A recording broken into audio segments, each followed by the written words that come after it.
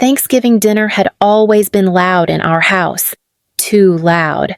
Laughter layered over tension. Compliments sharpened into comparisons. That night felt no different until it did.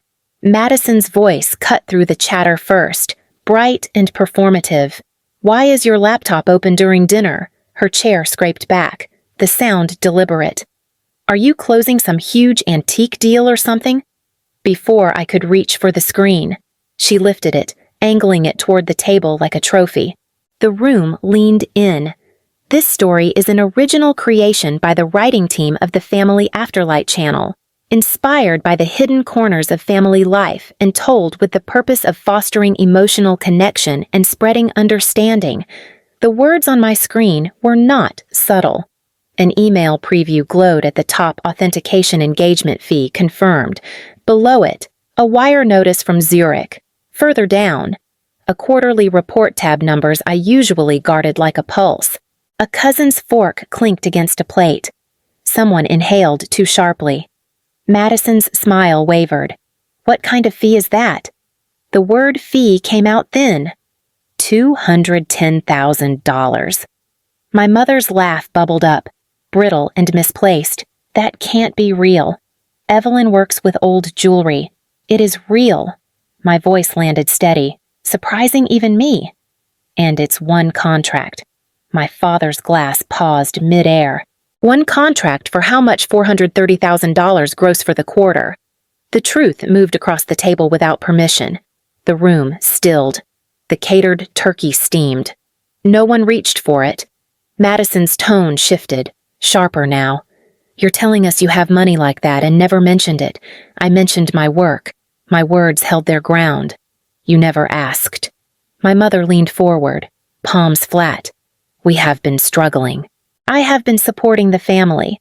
The admission came quietly. "Every month." Madison laughed again, this time edged with disbelief. "That's nothing compared to what you're hiding." My father exhaled through his nose. "Your sister needs help." "She always has." The sentence landed heavy. Permanent. If you're still listening, stay with me. Stories like this unravel in moments, but they're built over years, and every detail matters. Madison thrust the laptop closer. "So what are you going to do now?" I closed the screen gently, as if it were something alive. "I'm going to finish dinner somewhere else." No one stood. No one followed. The power had already shifted, and the silence knew it. Before Madison existed, our family was quiet in a way that passed for normal. My parents worked long hours, spoke in practical sentences, and treated affection like something you earned by staying out of the way. I learned early how to be low maintenance. It was a skill that served me too well. The night Madison arrived, everything changed without asking permission. I was 8. Aunt Kelly shook me awake long before sunrise, her voice tight and careful. "Pack a bag, sweetheart. Your mom's at the hospital." A pause followed, loaded with something heavier. "Your sister decided to come early." No one explained what early meant. No one explained why I was suddenly being dropped off at Grandma Maggie's apartment instead of taken along. My mother hugged me once, distracted, already turning back toward the car. "Be good for Grandma. We'll call." They didn't. When I finally saw Madison through the glass at the hospital, she looked unreal. Too small, too still, tubes everywhere. My father blocked my path before I got too close. "Don't touch." That warning came fast. She's fragile. Fragile became the word that rearranged our lives. At home, everything smelled like disinfectant. My mother wiped counters until her knuckles cracked. Hand sanitizer appeared in every room. When I sneezed once at the kitchen table, her head snapped up. "You're getting sick." A decision followed immediately. "You're going to Grandma's. It's just a sneeze." "I'm not risking it." Grandma Maggie tried to soften it later, handing me warm cookies and an old book. "Your parents are scared." Her voice carried kindness, but not denial. "This doesn't mean they don't love you." It meant they loved her more. The pattern settled in quickly. A cough, a runny nose, even a mild fever. and my suitcase came out. Each time, my mother avoided my eyes. Each time, my father framed it as logic. It's temporary. Temporary stretched into years. At Grandma's, someone asked about my day. Someone noticed my drawings. She let me organize her jewelry box, trusting me with clasps and fragile chains. You're careful. Her praise came easy. That matters. Back home, I learned to make myself smaller. I washed my hands until they burned. I stayed in my room. When Madison cried, my presence disappeared on instinct. One afternoon, as Aunt Kelly drove me back yet again, frustration finally broke through. Am I dangerous? The question slipped out before I could stop it. Her grip tightened on the steering wheel. No, honey. You're just easier. Easier. That was the moment it clicked. I wasn't being protected. I was being removed. And once I understood that, I stopped expecting anyone to come looking for me. By the time I reached middle school, I had mastered the art of succeeding quietly. It wasn't humility. It was survival. The first time I noticed it clearly was the talent show. I had practiced for months, fingers stiff from repetition, teaching myself a song that felt too on the nose for a child who already felt like a problem. When my name was called, I scanned the auditorium anyway. Empty seats where my parents should have been. Madison had a headache that night. A small one. Important enough. Afterward, my teacher squeezed my shoulder backstage. You played beautifully. Her voice carried pride, meant for someone else to hear too. At home, the silence was already settled. My mother barely looked up from a calendar covered in Madison's appointments. Did you finish? That question landed flat. Next time, remind us earlier. 2 weeks later, the entire family gathered for Madison's flute recital. 15 minutes. Off-key notes. Applause that lingered too long. My father beamed. Our girl is so brave. My program from the talent show stayed folded in my backpack. By high school, achievements stacked up whether anyone noticed or not. Debate trophies, academic awards, a perfect score on the SAT. I stared at the results screen for nearly half an hour, convinced there had been a mistake. Less than 1% of students reached that mark. I ran home anyway. My mother stood at the counter, quizzing Madison on vocabulary words. Mom, look. The paper trembled slightly in my hand. That's nice. Evelyn.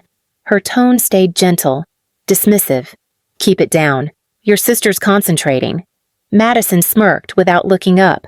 Some of us actually have to study. Later that week, a paper with Madison's average grade appeared on the refrigerator, framed by a bright magnet shaped like a star. We're so proud of you, my father announced during dinner. The word proud had weight when it was meant. I learned not to bring things home after that. Certificates went into a drawer. Letters from colleges stayed hidden. When you stop expecting celebration, disappointment loses its sting. One afternoon, Grandma Maggie noticed the pile of medals in my room. Her brows lifted slightly. You've been busy. It's nothing. The reflex was automatic. Her gaze lingered, sharp and knowing. Nothing doesn't look like this. At school, teachers asked where my parents were. They're busy became my default answer. Busy was easier than invisible. By then, I understood the rule clearly. Madison's needs created noise. Mine created inconvenience. So I stopped making noise. If no one was watching, there was freedom in that. No expectations to meet except my own. No one waiting to tell me it wasn't enough. I learned to clap for myself. Quietly, in rooms where no one else bothered to look. By junior year, school stopped feeling like a place to belong and started feeling like a runway. Every class, every club, every late shift moved me closer to leaving. I worked evenings at a diner near campus, the kind where regulars remembered your name even if your family forgot your birthday. Carol, the owner, slid a slice of pie onto my plate one night and studied me over the counter. You've got somewhere you're headed. Her observation carried certainty. People like you always do. At home, my desk looked like a command center. Color-coded notes, application checklists, recommendation letters sealed and hidden. I applied to 15 colleges without mentioning a word. Not secrecy out of rebellion, preparation without interference. My guidance counselor. Mr. Chen noticed the stack of envelopes one afternoon. You're aiming high. His smile wasn't surprised. Good. When acceptance letters arrived, I opened them alone. Harvard, Yale, Princeton, Michigan. Each one came with numbers attached, tuition covered, housing included, books accounted for. I folded the letters carefully and slid them into a box under my bed. The night I finally spoke up, dinner barely paused. I'm going to the University of Michigan. The sentence hovered. Waiting. My mother blinked. Michigan concerns surfaced immediately. That's far. Madison dropped her fork. So, who's helping me with cheer next year? My father leaned back, arms crossed. You're not expecting us to help financially. I don't need help. The truth felt strange, but steady. My mother's voice softened in a way that always preceded guilt. Your sister still needs support. Her competitions are expensive. Madison's eyes lit up. Can I have your room when you leave? I need space for videos. That was the moment clarity settled in fully. I wasn't leaving them. I was removing myself from the equation. The summer before college disappeared into double shifts and exhausted mornings. Carol tucked extra bills into my tips. For books, she insisted. Or whatever you don't tell people you need. Move-in day arrived without ceremony. My parents couldn't make it. Madison had a competition. Aunt Kelly drove instead, gripping the steering wheel like she wanted to apologize for something she hadn't done. She pressed an envelope into my hand outside the dorm. From Grandma Maggie. She's proud of you. That night, alone in a narrow bed that smelled like new paint and independence, I made a promise to myself. I wouldn't spend my life waiting to be missed. After graduation, I took a junior position at a Chicago estate and auction consultancy that prized discretion over charisma.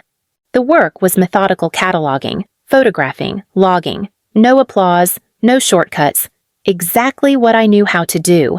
On my third month, a senior associate slid a tray of jewelry across the table. Costume. His conclusion landed casually. Log it and move on. I hesitated, fingers hovering over a brooch that felt wrong. Heavier than it should have been. The clasp too deliberate. May I take a closer look? The request came out controlled, practiced. He glanced at the clock. Make it quick. I didn't argue. I researched. Lunch breaks disappeared into databases and old catalogs. Evenings blurred into notes and comparisons. When I returned with printouts, the room shifted. These maker's marks match a 1925 run.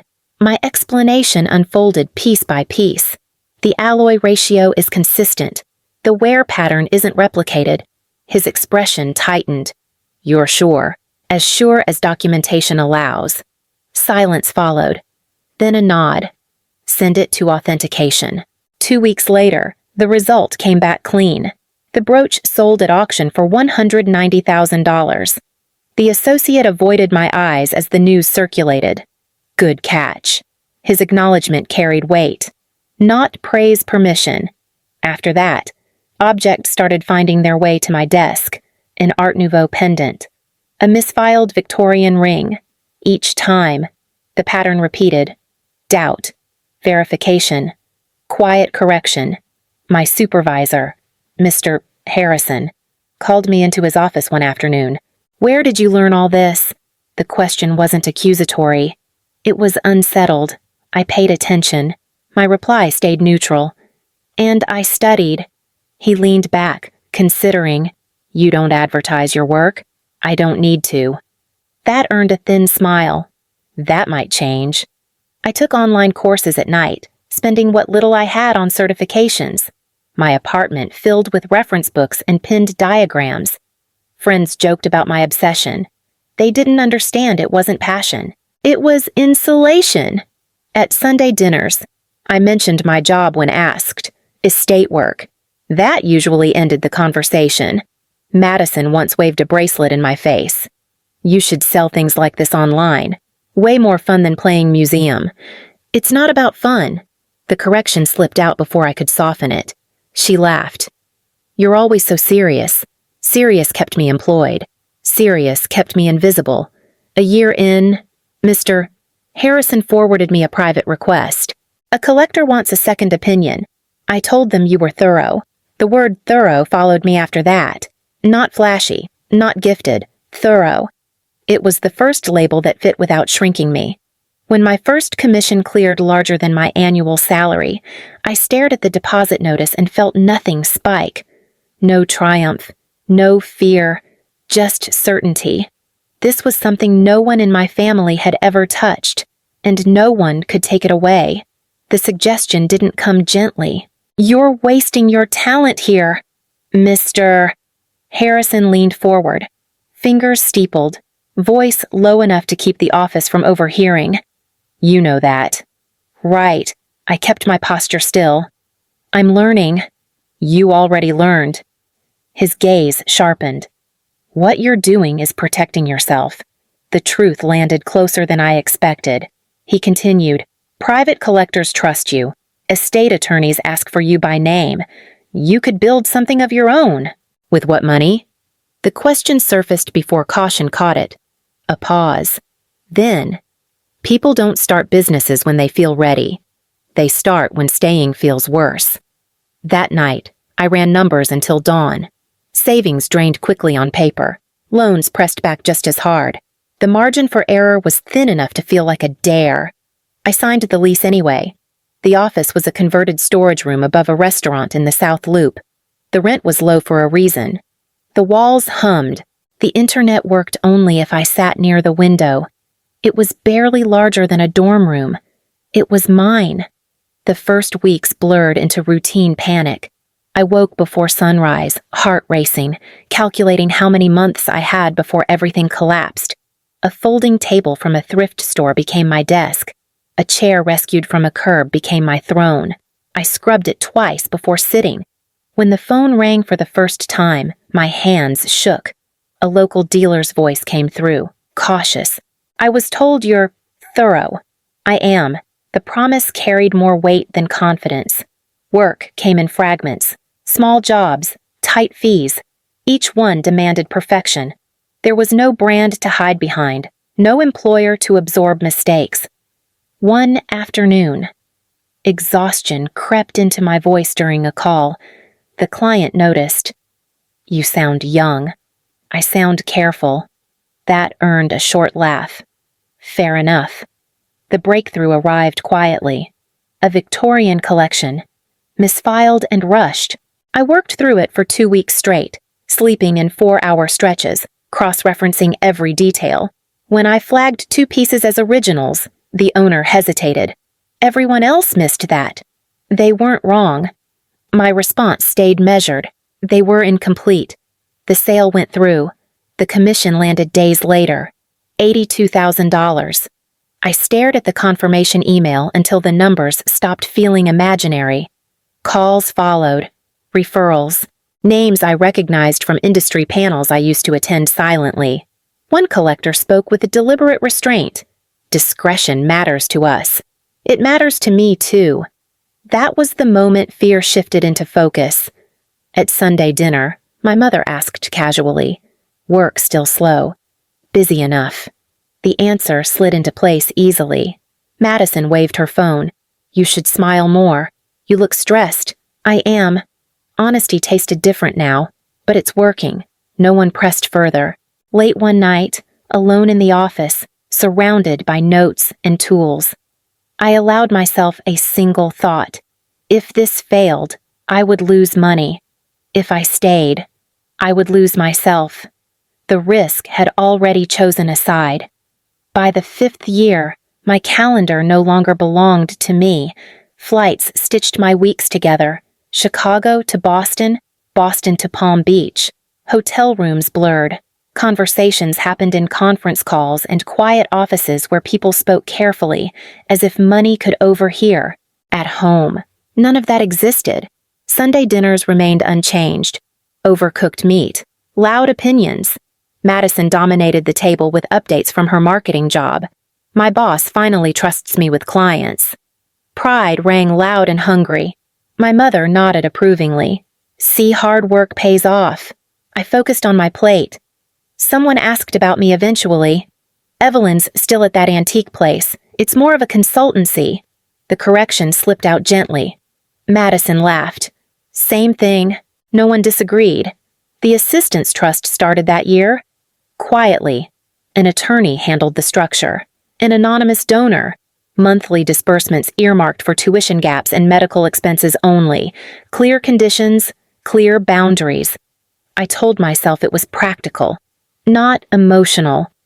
My mother called a week later, voice lighter than it had been in years.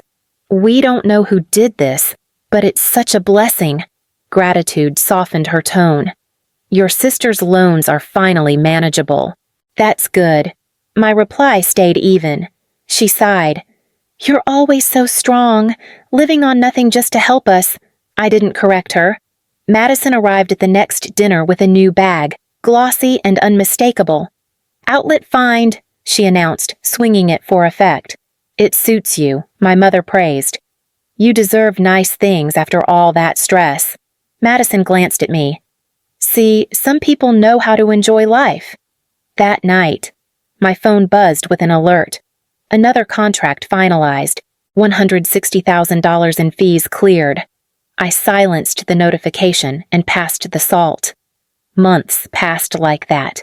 Praise for Madison's ambition, sympathy for my frugality. The story they told themselves hardened into fact. Then came the call. My mother's voice cracked immediately. Your father and I might have to sell the house. The words hit harder than expected. What happened? Expenses. A pause. Your sister's considering an MBA. A good one. Private.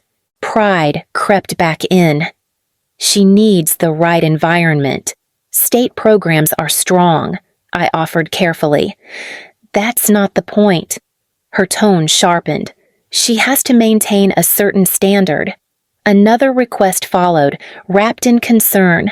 Would it be possible to increase the support? Just for a few years, I agreed. $7,000 monthly? The account barely noticed. At dinner, Madison beamed. I'm going back to school. Big plans. Applause followed. No one asked how it was being paid for. Later, Madison leaned across the table. You're lucky you don't care about money. I'd hate living like that.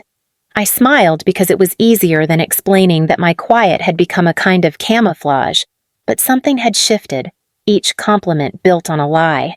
Each assumption pressed heavier.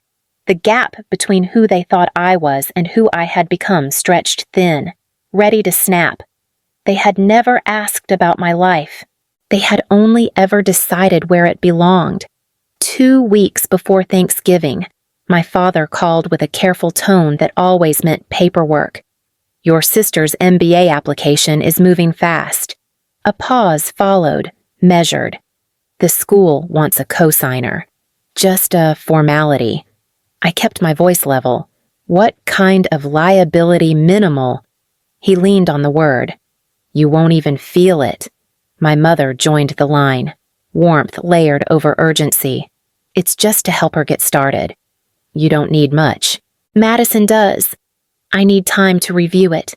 The boundary landed softly, unfamiliar to them. Silence stretched. Then Madison's voice cut in, bright and sharp. You always overthink. If I had your life, I'd be generous. I didn't sign. I didn't argue. I postponed. That was enough to irritate the air. Thanksgiving arrived wrapped in politeness.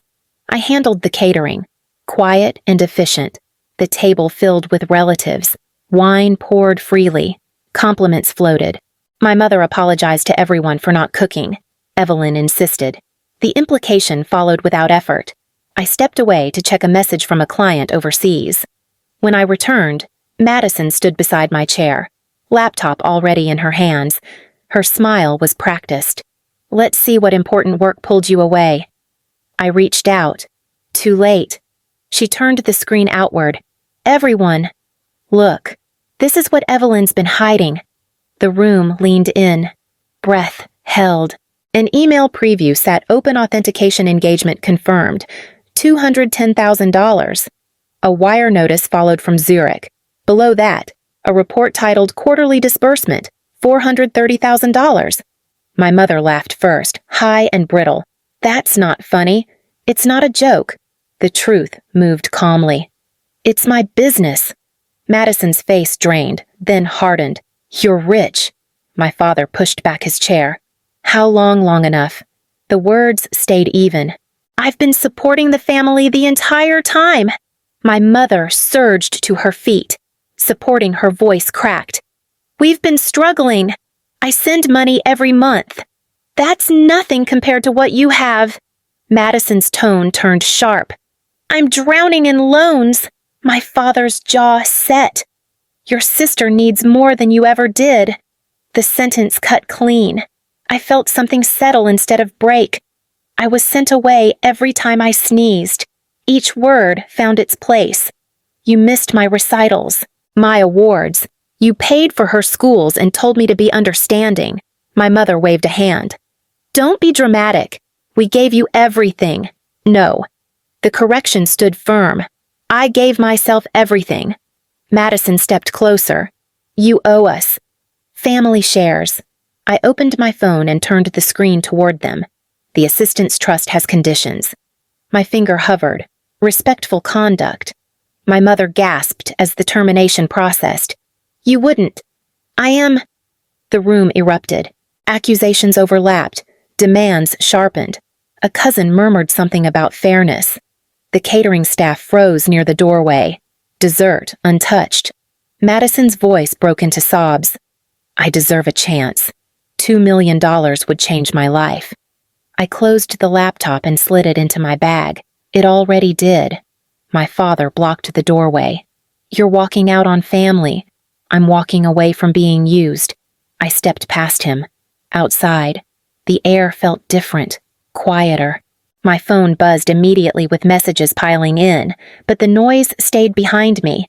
Inside that house, they were already planning how to spend what they believed was theirs. For the first time, I wasn't part of the discussion. The messages came fast after that night. Missed calls, long paragraphs typed in anger, then rewritten in guilt. My mother's voice filled one voicemail after another. We didn't mean it like that. A pause, then the turn. Family doesn't abandon each other. Madison tried a different angle. You humiliated me.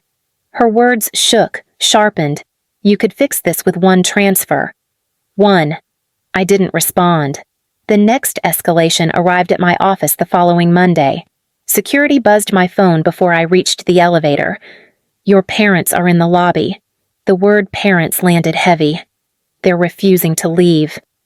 When I stepped out, my father's voice carried across the room. We're here to talk like adults. This isn't the place. The boundary came firm. Practiced now. My mother reached for my arm. You're punishing us. I'm protecting myself. Madison scoffed. You think money makes you better?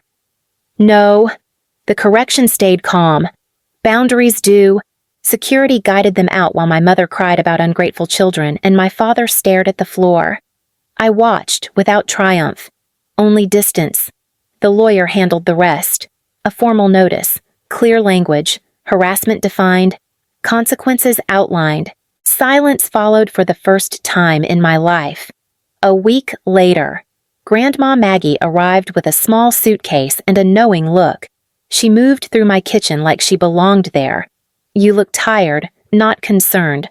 Observant. I am. She set a cup of tea in front of me. Freedom isn't light at first. I keep thinking I should feel relieved. You will. Her hand rested over mine. Grief just likes to go first. She stayed for 3 days. We cataloged a small collection together, side by side. No rush. At one point, she smiled softly. You were never difficult. The words settled deep. You were just early. After she left, I noticed how quiet my phone had become. No more Sunday dinners, no more shrinking. The space felt unfamiliar, but honest. If this story sounds close to home, sit with that feeling. It usually knows what you need before you do. And if you want to hear more stories like this, stories about boundaries, self-worth, and the courage it takes to stop playing small stay with us, the quiet ones often matter most.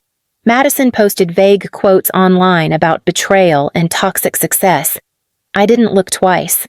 My life had stopped needing commentary. Late one evening, I locked up the office and stood alone for a moment. The cost of freedom was clear now. I lost the family I kept trying to earn. I also stopped losing myself. Somewhere between silence and resolve, that felt like enough.